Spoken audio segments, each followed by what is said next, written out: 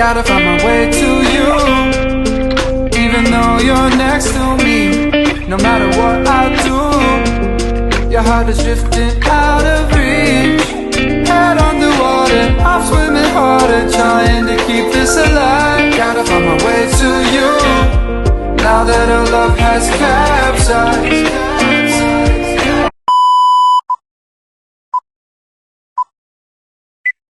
Salam sejahtera. Yang saya hormati Tuan Muhammad Azradi selaku pensyarah mikrobiologi.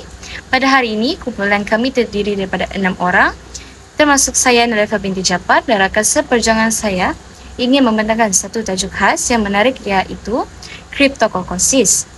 Apakah itu Cryptococcus? Okey, sebelum saya memulakan penerangan saya mengenai Cryptococcus, izinkan saya mengamalkan sebuah pantun yang berbunyi: bunga melati, tumbuh melata, sayang merbah di pohon cemara. Assalamualaikum mulanya kata, saya sembah pembuka bicara. Ingin rasa memakan kari, kari cendawan batang keladi. Girang rasa tidak terperi, bertemu tuan yang baik budi. Okey, tanpa melengahkan masa, saya akan teruskan dengan objektif pembelajaran, iaitu kita dapat mengenal apakah itu penyakit Cryptococcus. Kita dapat mengetahui penyebab, kita dapat mengetahui statistik epidemiologi, dapat mengetahui tanda serta gejala. Kita juga dapat menghuraikan kaedah diagnostik serta rawatannya. Selain itu, kita dapat mengetahui komplikasi serta dapat mengetahui cara pencegahan penyakit Cryptococcus. Dan diikuti juga dengan beberapa rujukan. Cryptococcus atau penyakit Cryptococcus ialah salah satu penyakit kulat yang mungkin membawa maut. Penyakit ini disebabkan oleh salah satu daripada dua spesies, iaitu Cryptococcus neoformans, Cryptococcus gattii. Kedua-dua ini dahulunya disangkakan sebagai subspesies bagi Cryptococcus neoformans, tetapi kini telah dikenal pasti sebagai spesies-spesies tersendiri. Cryptococcus dipercayai diperoleh melalui penyedotan propagul berjangkit dari persekitaran. Walaupun sifat sebenar propagul berjangkit tidak diketahui, tetapi hipotesis mendahului, iaitu Basidiaspora yang tercipta melalui pembiakan seks atau aseks. Okey, itu sahaja daripada saya untuk menerangkan apakah itu pengenalan Cryptococcus. Okey, baiklah. Saya beralih kepada penyebab Cryptococcus ini berlaku, iaitu Cryptococcus neoformans adalah kulat yang menyebabkan penyakit ini boleh berlaku.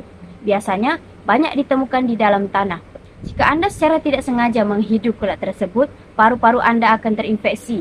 Infeksi dapat hilang dengan sendirinya, statik pada paru-paru atau menyebar ke seluruh tubuh. Namun umumnya, kulat Cryptococcus neoformans tidak akan berbahaya jika dihidu oleh seseorang yang mempunyai kesihatan yang sihat secara keseluruhan. Cryptococcus neoformans boleh menyebabkan ancaman pada nyawa seseorang yang sistem imunnya lemah, terutamanya orang yang mempunyai HIV atau AIDS. Okey, baiklah. Seterusnya kita beralih kepada epidemiologi Cryptococcus ini. Yang pertama, di seluruh dunia, kira-kira 1 juta kes Cryptococcus dilaporkan pada setiap tahun, yang mengakibatkan kira-kira 625,000 kematian. Seterusnya kita beralih kepada Amerika Syarikat. Kejadian Cryptococcus dianggarkan kira-kira 0.4 hingga 1.3 kes bagi setiap 100,000 penduduk dan 2 hingga 7 kes bagi setiap 100,000 pada orang yang terjejas dengan AIDS, dengan nisbah kematian kes kira-kira 12%. Yang ketiga, insiden jangkitan Cryptococcus telah menurun secara mendadak sejak 2 dekad yang lalu, berikutan kemajuan dalam terapi antiretroviral. Cryptococcus neoformans biasanya dikaitkan dengan jangkitan pada pesakit imunokompromi, manakala Cryptococcus gattii dikaitkan dengan jangkitan pada pesakit imunokompetent. Okey, baiklah, saya teruskan dengan faktor-faktor dan risiko Cryptococcus. Yang pertama, terinfeksi HIV dan menghidap penyakit Hodgkin. Penyakit Hodgkin ni adalah penyakit limfoma, iaitu sejenis kanser darah yang berasal dari sistem limfa. Selain itu, penyakit Hodgkin ini juga dipanggil limfoma Hodgkin, seperti yang anda boleh lihat dalam gambar tersebut. Okey, yang kedua, mengambil dos yang tinggi dalam perawatan kortikosteroid. Yang ketiga adalah menjalani perawatan kemoterapi untuk kanser. Okey, seterusnya tanda dan gejala. Yang pertama, pandangan kabur. Yang kedua, batuk kering. Yang ketiga, demam. Yang keempat, keletihan. Yang kelima, mual dan muntah. Yang keenam, ruam pada kulit.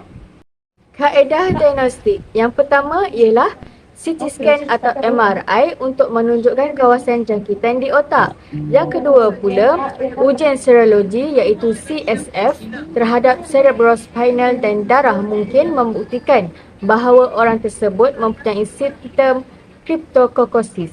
Yang ketiga pula, ujian imunologi seperti PCR untuk mengenal pasti sama ada jangkitan disebabkan oleh Cryptococcus neoformans atau Cryptococcus gattii. Seterusnya, kita pergi kepada rawatan pula. Yang pertama, ubat antikulat untuk membantu perawatan dalam jangka masa yang panjang. Seterusnya, pembedahan untuk mengurangkan atau membuang jisim kulat tersebut.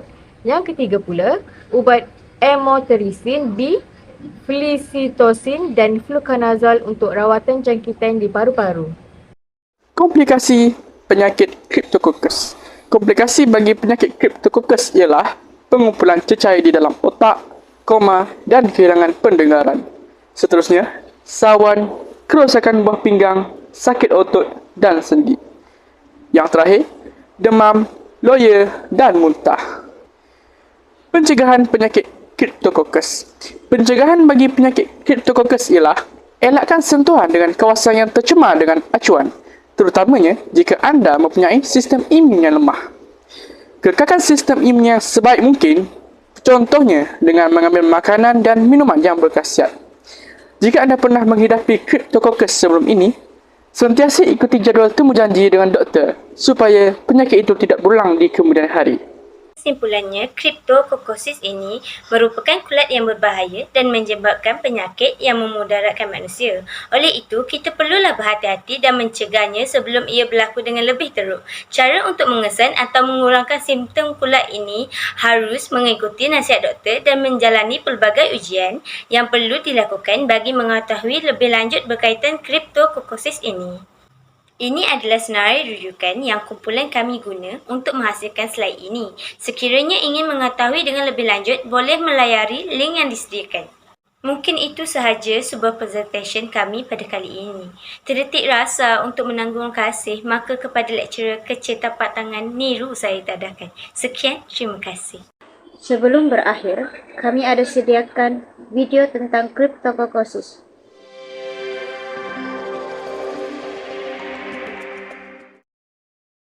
Cryptococcosis is a disease caused by the fungus Cryptococcus. Cryptococcus is a type of fungus that is found in the soil, usually in association with bird droppings.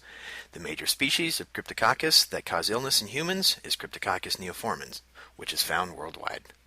Another less common species that can cause disease in humans is Cryptococcus gattii. Since 1999, Cryptococcus gattii has also been found in regions of the Pacific Northwest, particularly in Vancouver Island in British Columbia, and Oregon and Washington in the United States. Cryptococcus neoformans typically infects immunocompromised persons. Most people in the United States who develop this infection are HIV infected or have other conditions affecting their immune system. However, occasionally persons with no apparent immune system problems develop cryptococcosis. A wide range of animals can also develop Cryptococcus neoformans cryptococcosis. The spores from Cryptococcus neoformans live in bird droppings, especially pigeon droppings, and in soil contaminated with bird droppings. Humans can get cryptococcal infection by the inhalation of airborne fungi, which are spread from these sources. Cryptococcosis is not known to be spread from person to person, animal to animal, or from animals to humans. Infection may cause a pneumonia-like illness with shortness of breath, coughing, and fever. Skin lesions may also occur. Another common form of cryptococcosis is central nervous system infection. Symptoms may include fever, headache, or a change in mental status. To prevent Cryptococcus neoformans infections, people who have weakened immune systems should avoid areas contaminated by bird droppings and should avoid contact with birds. Infections with Cryptococcus gattii have occurred in both healthy persons without compromised immune systems and in persons with conditions affecting their immune system. A wide range of animals can also develop cryptococcosis from exposure to Cryptococcus gattii. Its spores appear to live in association with certain trees and the soil around trees. Humans can become infected by the inhalation of airborne fungi, which are spread from these sources. These are just a few things to know about Cryptococcus